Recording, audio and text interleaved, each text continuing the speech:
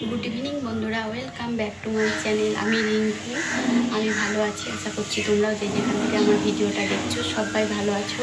তো বন্ধুরা আজকে হচ্ছে অশোক ষষ্ঠী, বৃহস্পতিবারও পড়েছে। তো বৃহস্পতিবারে পুজোটাও করবো আর অশোক ষষ্ঠীটা কীভাবে করছি তোমাদের সঙ্গে সেটাই আমি শেয়ার করব। তো তোমরা সঙ্গে থাকো, দেখতে থাকো। আর যারা নতুন বন্ধু আমার এই ভিডিওটা দেখছো, যারা এখনও পর্যন্ত আমার চ্যানেলটাকে সাবস্ক্রাইব করোনি, তারা প্লিজ আমার চ্যানেলটাকে একটু সাবস্ক্রাইব করে বেল বাটনটা প্রেস করে রেখো। আমি যখনই কোনো নতুন ভিডিও পোস্ট করবো তোমাদের সামনে পৌঁছে যাবে। তো চলো দেখতে থাকো, সঙ্গে থাকো অশোক ষষ্ঠীর পুজোটা কীভাবে করি। তো এই দেখো বন্ধুরা, এখন সব পুজোর জোগাড় যন্ত্র এক একে করে নিচ্ছি। ফল কাটা, আর এদিকে আবার বৃহস্পতিবারও আছে, বৃহস্পতিবারের পুজোটাও করতে হবে, আগে করে নেবো, তারপরে ষষ্ঠী পুজোটা করব। ষষ্ঠী পুজোতে যা যা লাগে, দূর্বা, অশোক কলি, দই, হলুদ সমস্ত কিছু রেডি করে নিয়েছি। বাড়ির পুজোটা করে নিই।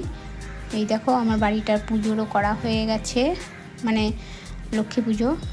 আজ বৃহস্পতিবারে অশোক ষষ্ঠীটা পড়েছে, ওই জন্য আগে লক্ষ্মী পুজোটা করে নিলাম, ব্রতকথা পড়ে নিলাম। তো এবার ষষ্ঠী পুজোটা করব, ষষ্ঠীকে জল দেব আর ব্রতকথাটাও পড়ছি, তোমরা শোনো। অশোক ষষ্ঠীর কথা।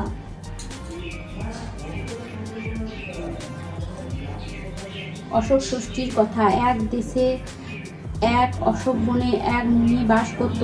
একদিন সকালে উঠে সে দেখলো যে একটি পদ্ম ফুলের মতো মেয়ে অশোক গাছের তলায় পড়ে কাঁদছে। তাই দেখে মুনির বড় দয়া হলো, মেয়েটিকে নিয়ে এসে মানুষ করতে লাগলো। মুনি ধ্যান করে জানতে পারলো যে এক হরিণী মেয়েটিকে প্রসব করেছেন। মুনি কোথায় বেরিয়ে গেলেন, হরিণী এসে সেই মেয়েটিকে দুধ খাইয়ে যেত। অমনি করে মেয়েটি বড় হলো। মুনি দেখতে দেখতে এইরকম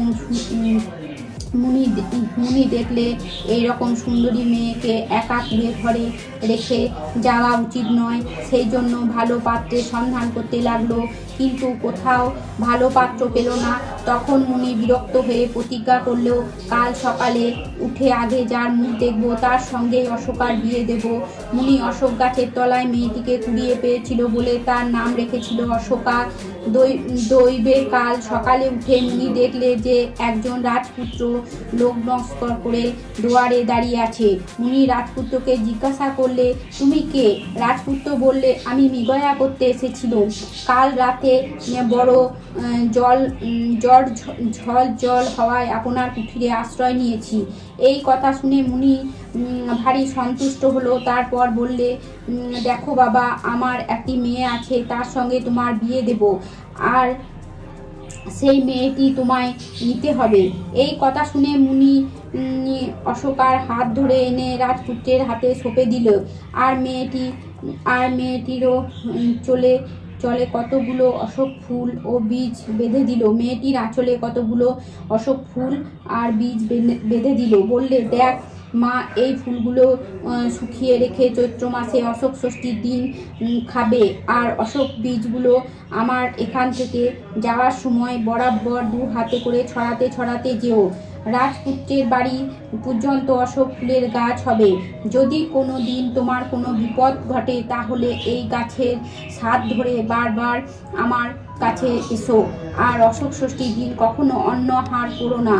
তারপর রাজপুত্র ও অশোকা দুজনে মুনিকে নমস্কার করলে। রাজপুত্রর সঙ্গে অশোকার বীজ ছড়াতে ছড়াতে অশোকা শ্বশুর বাড়ি গেল।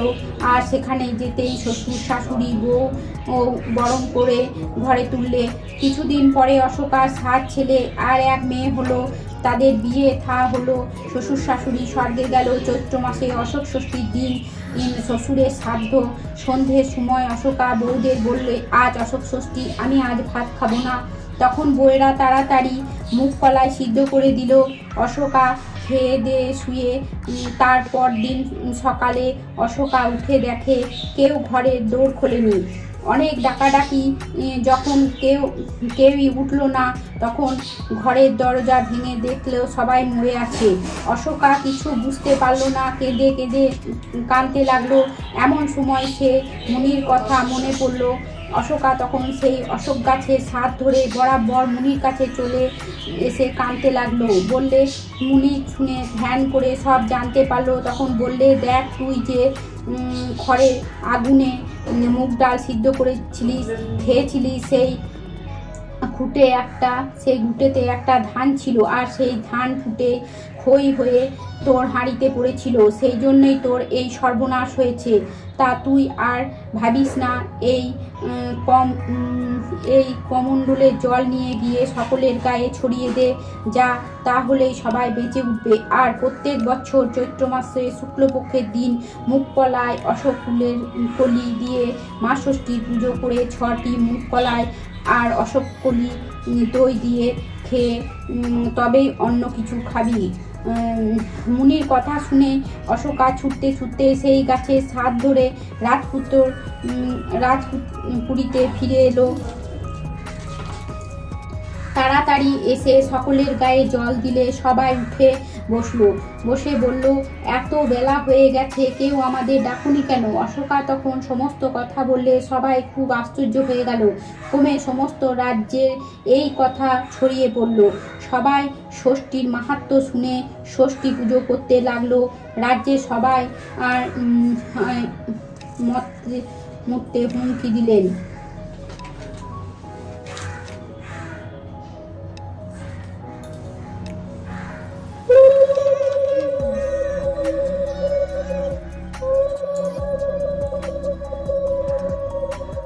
তো ব্রত কথাটা পড়া হয়ে গেল।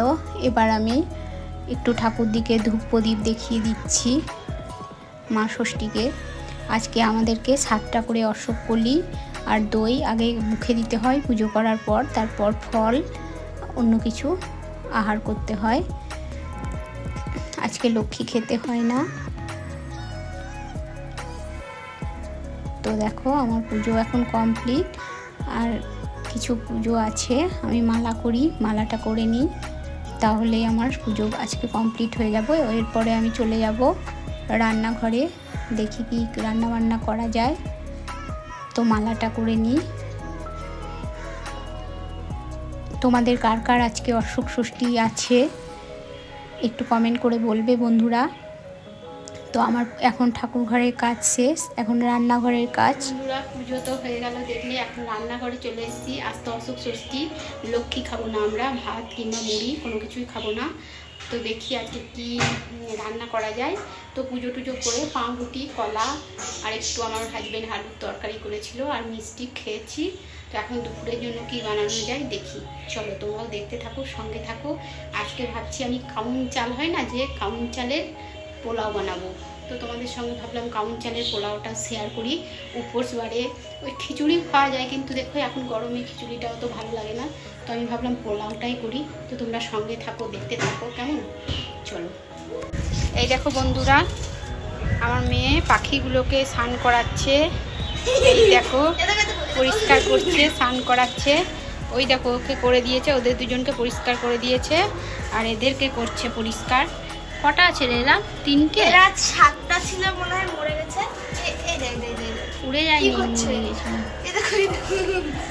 এই দেখো ওদেরকে পরিষ্কার করছে। এটা হচ্ছে মুনিয়া পাখি, আর ওটা হচ্ছে বদ্রি পাখি। এটা 4টে ছিল, ওদেরকে স্নান করিয়ে পরিষ্কার করালো, আর এদেরকে করাচ্ছে এখন পরিষ্কার। এই যে ওদের খাবার ফেলে, পায়খানা করে। তো তোমাদেরকে এটাও শেয়ার করলাম। এই দেখো ও আর কদিন পরে স্কুল চলে যাবে, তখন কে দেখবে এদেরকে বলো? দেখো ওদেরকে রোজ স্নান করায় ও বাটিতে করে জল নিয়ে। আজকে খাঁচাগুলোকেও পরিষ্কার করে দিচ্ছে ও। বন্ধুরা রান্না বান্না কমপ্লিট। আজকে কি রান্না করলাম তোমাদের সঙ্গে আমি শেয়ার করছি, তোমরা সঙ্গে থাকো, দেখতে থাকো। বন্ধুরা আজকে আমি কাউন চালের পোলাওয়ের রেসিপিটা তোমাদের সঙ্গে শেয়ার করলাম না, কারণ আজকে পুজো আর রান্না বান্না, আমার মেয়ের পাখি ধোয়া, এটা করতেই অনেকটা বড় হয়ে গেল ভিডিওটা। আবার রান্নাটা যদি আবার দেখাতে যাই কিভাবে করলাম, তাহলে আবার আরও বড় হয়ে যাবে। ওই জন্য এটা আমি অন্য কোনো দিন এই রেসিপিটা আমি তোমাদের সঙ্গে শেয়ার করে দেব। রান্নাটা তো করাই থাকলো, কেমন? তো এই দেখো এখানে কাউন চালের পোলাও করেছি, আর এখানে ডাঁটা চচ্চড়ি আলু দিয়ে, সর্ষে পোস্ত দিয়ে, আর এই দেখো মিষ্টি কুমড়ো ভাজা, বেগুন ভাজা, আর এখানে পাঁপড় ভাজা সাবুর। এটা সর্ষের তেলে ভেজেছি বলে একটু হলুদ হলুদ হয়েছে, আর যদি সাদা তেলে ভাজতাম তাহলে একদম সাদা হতো। তো এই দেখো আজকে এতটুকুই। আজকে তো ষষ্ঠী, আমরা তো ভাত খাবো না, ওই জন্য আজকে এতটুকুই রান্না।